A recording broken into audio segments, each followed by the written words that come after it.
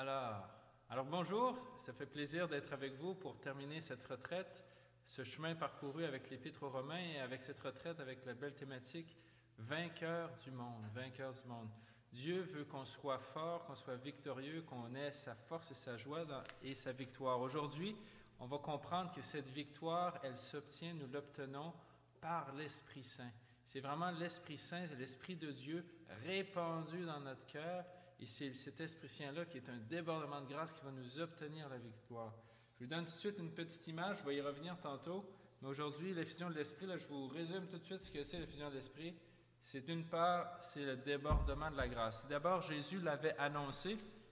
Alors, Jésus l'avait annoncé dans Saint Jean. Je vous dis tout de suite. Jean 7, 37. Il avait dit, « Si quelqu'un a soif, qu'il vienne à moi, qu'il boive celui qui croit en moi, et de son sein couleront des fleuves d'eau vive. De son sein couleront des fleuves d'eau vive. » Et il parlait de l'Esprit que devaient recevoir ceux qui avaient cru en lui, car ils n'avaient pas encore répandu l'Esprit Saint. Donc, je vais parler un petit peu plus fort, essayer d'être plus près du micro pour que vous m'entendez bien. Alors, de son sein couleront des fleuves d'eau vive. L'effusion de l'Esprit à laquelle Dieu nous appelle, c'est se laisser remplir par la grâce. Et pas juste se laisser remplir, se laisser déborder. Alors, l'effusion de l'Esprit, c'est ça, c'est être une fontaine de grâce et c'est de l'amour de Dieu répandu dans notre cœur. C'est ce qu'on veut aujourd'hui, c'est ce qu'on veut demander au bon Dieu. J'aurais dû m'amener une serviette, c'est pas grave. Alors, mais pour ça, on continue de méditer notre chapitre 8 de l'Épître aux Romains. Ce chapitre 8 qui est magnifique, qui est un sommet, qui est une grâce magnifique. Donc, dans ce chapitre 8, spécialement Romains 8, 11, on entend comment être victorieux. Comment être victorieux? Je vous lis le verset 11. « Et si l'esprit de celui qui a ressuscité Jésus d'entre les morts habite en vous, celui qui a ressuscité Jésus d'entre les morts donnera aussi la vie à vos corps mortels par son esprit qui habite en vous. » Ici, il y a une clé magnifique que, oui, Jésus, on le sait, il était mort. Le monde semblait avoir vaincu Jésus et tout son plan d'amour. Mais non, le Père l'a relevé, il l'a remis debout.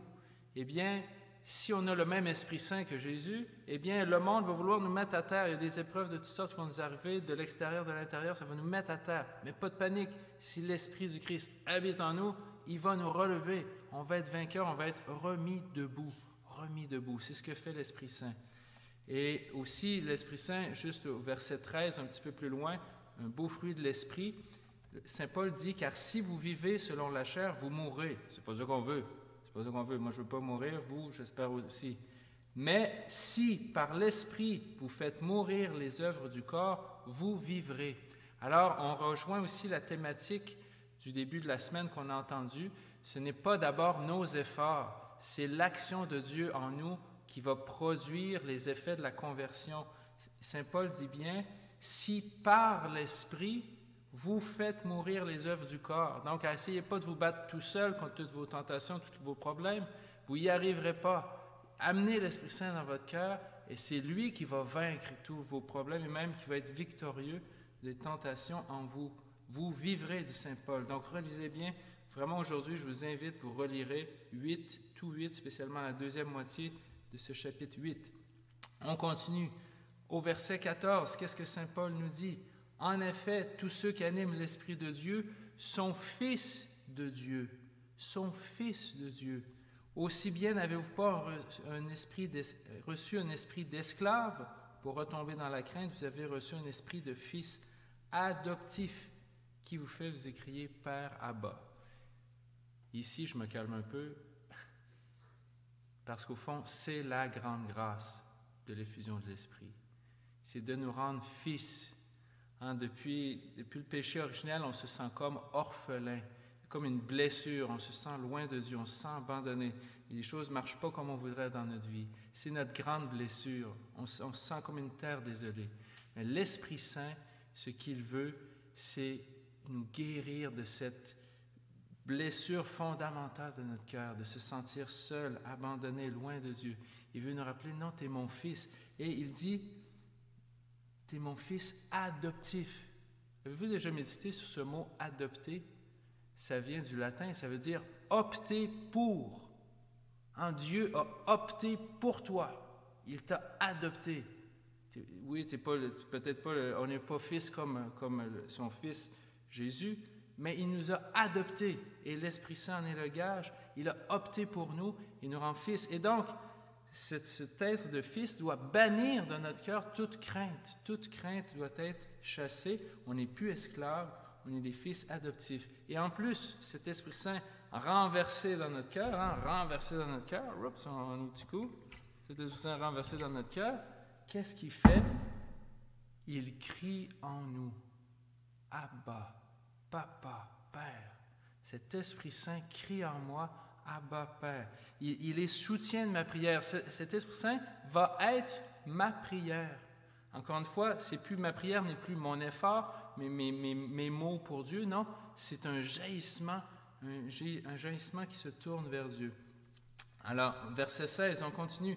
L'Esprit en personne se joint à notre esprit pour attester que nous sommes enfants de Dieu.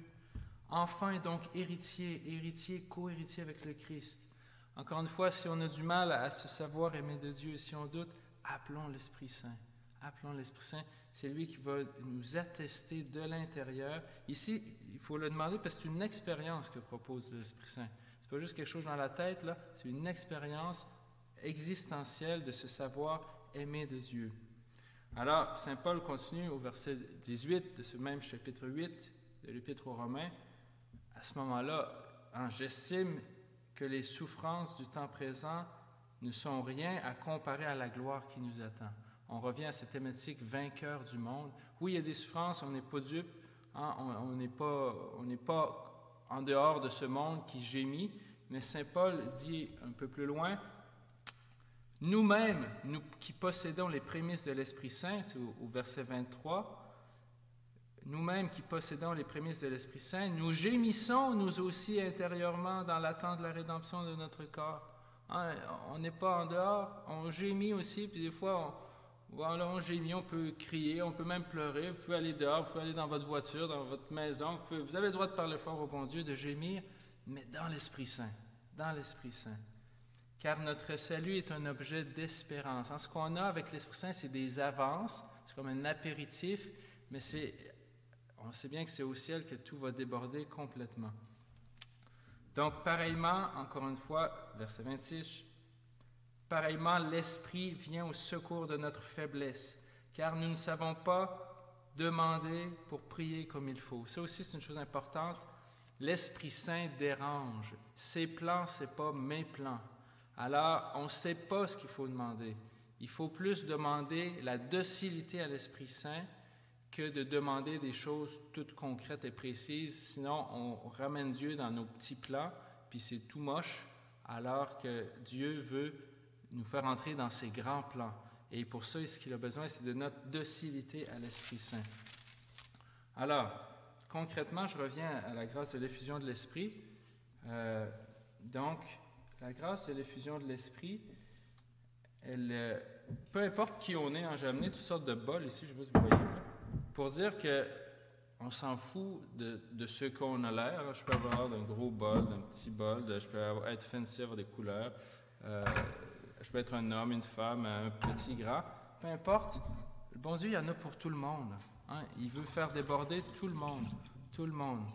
Et une autre chose belle, encore une fois, ça déborde.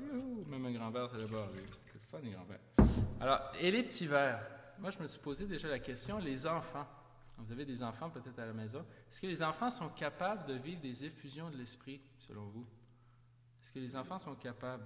Alors, la réponse, c'est oui. Petit cœur ou grand cœur, tout le monde est capable. Et d'ailleurs, ça a été une promesse dans Joël, le prophète Joël, et qu'a repris Saint Pierre lorsqu'il a vécu son effusion de l'Esprit. Il dit, le prophète Joël, au chapitre 3, versets 1 à 5, « Il se fera dans les derniers jours, dit le Seigneur, que je répandrai mon Esprit Saint sur toute chair.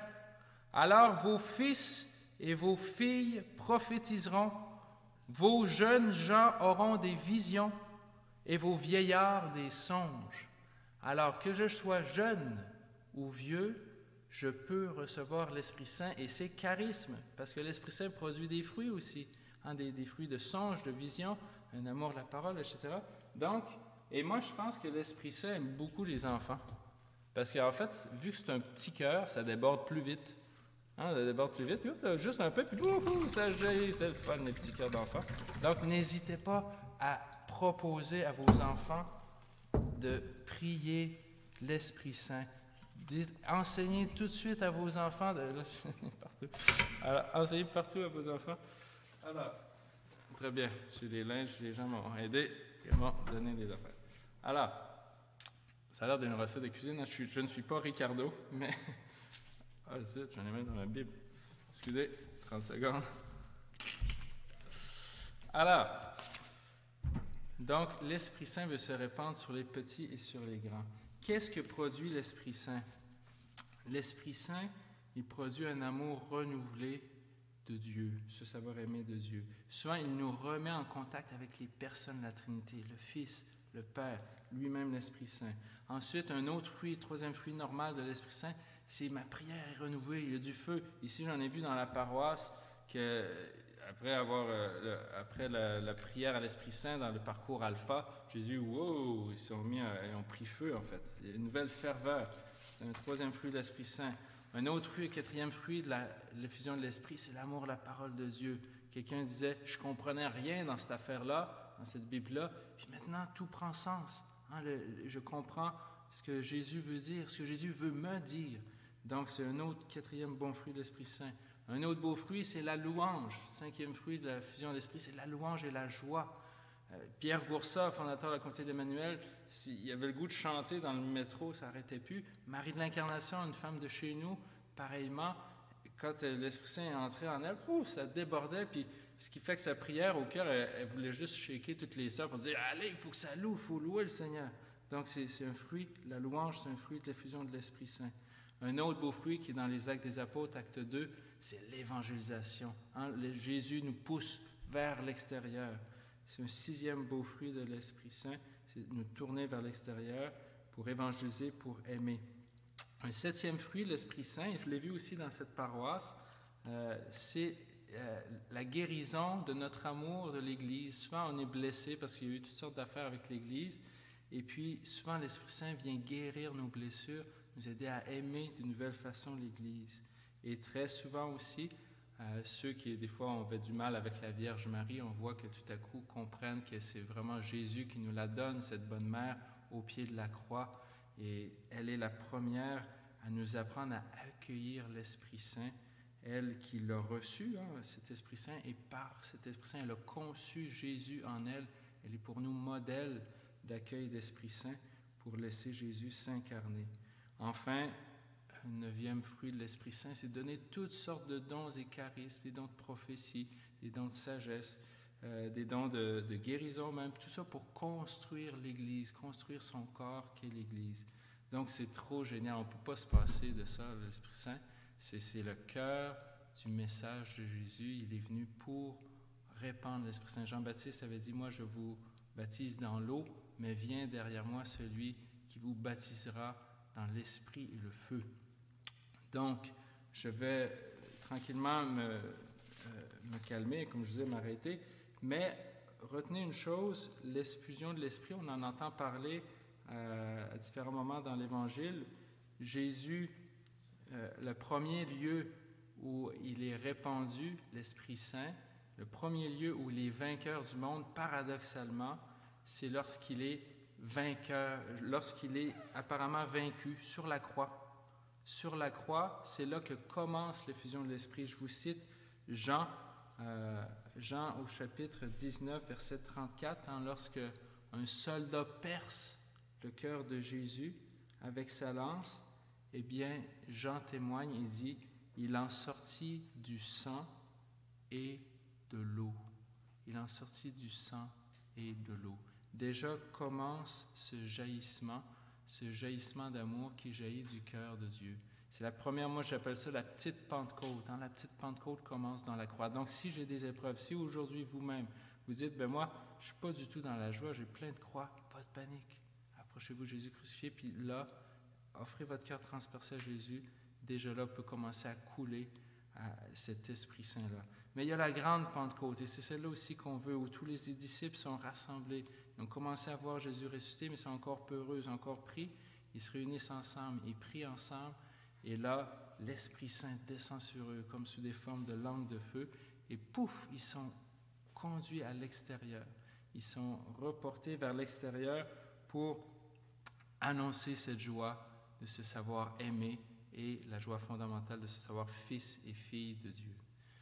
Voilà, donc aujourd'hui, petit défi que je vous lance, relisez bien Romains 8. Romains 8,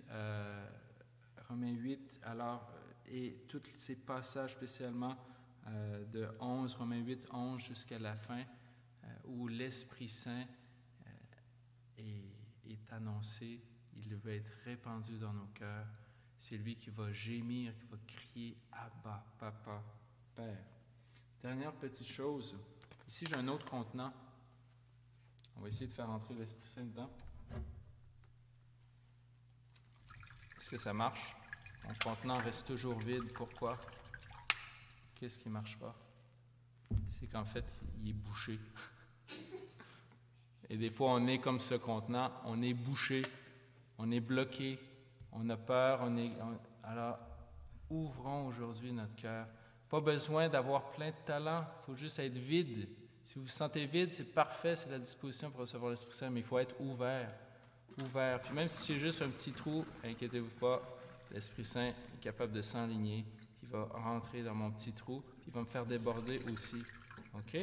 Donc, débouchons-nous aujourd'hui et demandons à Dieu de me faire déborder de sa joie et de sa grâce. Esprit Saint, viens-t'en aujourd'hui dans mon cœur et puisse cette retraite m'aider à me savoir vainqueur du monde par ta grâce, par ton initiative, par ta présence en moi. Amen. Voilà. Bonne journée, bonne méditation, bonne prière. Le Saint-Esprit descendra dans nos cœurs. Nous recevrons la force du Très-Haut pour aller jusqu'aux confins de la terre. Et nous serons les témoins de Jésus. Page 515. Un petit peu plus haut. Notre Père, répands sur nous l'Esprit dont tu as rempli Jésus-Christ. Par ta force, nous irons proclamer qu'il est vivant ressuscité.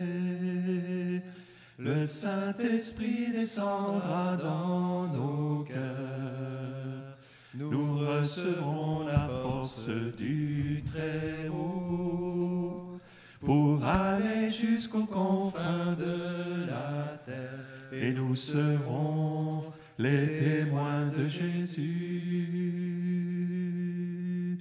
Notre Père, illumine nos cœurs de la lumière de Jésus.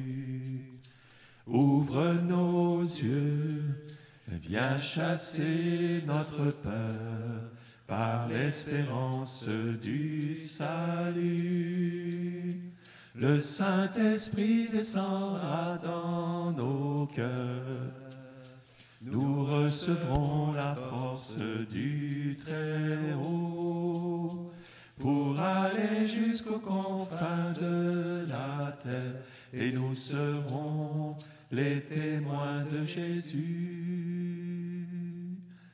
Notre Père, viens répandre en nos cœurs l'esprit de force et de douceur. Que nos âmes par lui soient consacrées. Nous t'offrons nos vies à jamais. Le Saint-Esprit descendra dans nos cœurs. Nous recevrons la force du Très-Haut pour aller jusqu'aux confins de la terre, et nous serons les témoins de Jésus.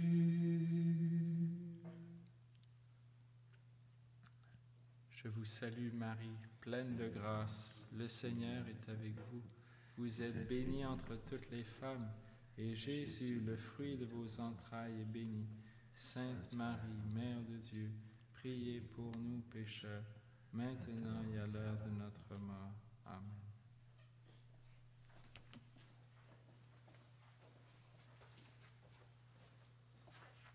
Merci Père Alexandre pour ce bel enseignement plein de débordant de l'esprit. Alors, j'espère qu'à l'issue de cette retraite, vous pouvez goûter vraiment à ce renouvellement dans le don de l'esprit et que parmi vous, on a déjà entendu quelques témoignages, certains seraient disposés à partager ce qu'ils ont vécu. Va s'afficher maintenant dans la conversation du Facebook Live une adresse courriel merci@saintthomasdaquin.qc.ca. Partagez-nous votre témoignage. Ce soir, on a une belle soirée veillée festive de conclusion de retraite avec de la louange et des témoignages. Alors, écrivez-nous et puis on va vivre cette veillée ce soir à 19h30. Un lien Zoom va vous être envoyé dans l'infolettre que vous recevrez ce matin. Vous pouvez le retrouver aussi, ce lien, dans l'agenda de la page d'accueil du site.